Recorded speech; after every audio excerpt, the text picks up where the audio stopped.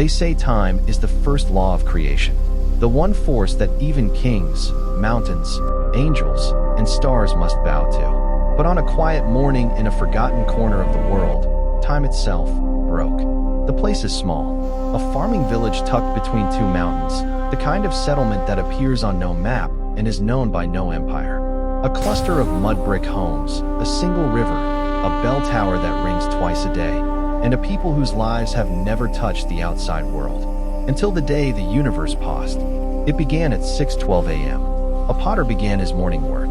A woman poured grain into a bowl. Children ran across the dusty courtyard, chasing a goat too small to be caught. The bell tower chimed its usual morning note, and then every sound died. Not faded, not softened, died. A leaf falling from a tree froze in the air like an unfinished thought.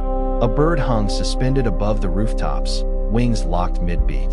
The river, always living, always moving, became a sheet of glass. The world outside the village froze completely, while the villagers kept moving. At first, no one noticed. Life is full of tiny pauses, tiny silences.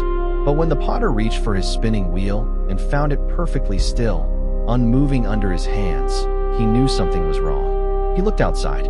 A single droplet of water hung in the air beside the well, shimmering, refusing to fall. He backed away slowly. Something impossible had happened. Time had stopped. Not for them, but for everything else. People ran into the streets, calling for each other, searching for an explanation. But every answer brought more fear. The chickens didn't move. The shadows didn't shift. A lantern flame burned without flickering, caught between life and stillness. The entire sky was frozen, the clouds unable to drift. And hovering above the tallest roof was the bird the villagers would never forget. A black-feathered hawk, wings spread wide, hanging in place as though pinned to the air by an unseen hand. For 43 minutes, the world held one breath. The villagers could speak, shout, cry, pray, but nothing in the world answered back. To them, those 43 minutes felt heavy, dense, stretching longer than they should have. To the outside world, 43 minutes passed normally, except for one strange detail.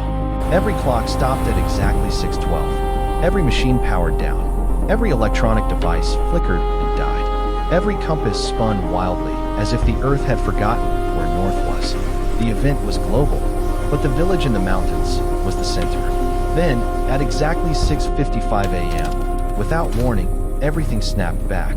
The bird finished its wing beat. The leaf fell to the ground. The river surged forward with a roar, as though released from the grip of an unseen fist. The villagers gasped. The world inhaled. Time resumed its ancient march. But the silence that followed was not relief. It was dread. Something had happened. Something far older and far stranger than anyone realized. When news of the anomaly spread, scholars, historians, physicists, theologians, all of them converged on the village. They asked the same question. Why this place? Why here? Why now? And then they found it. Deep in the forest beyond the rice fields lies an old stone shrine, older than any living memory. The villagers avoided, not out of fear, but out of instinct.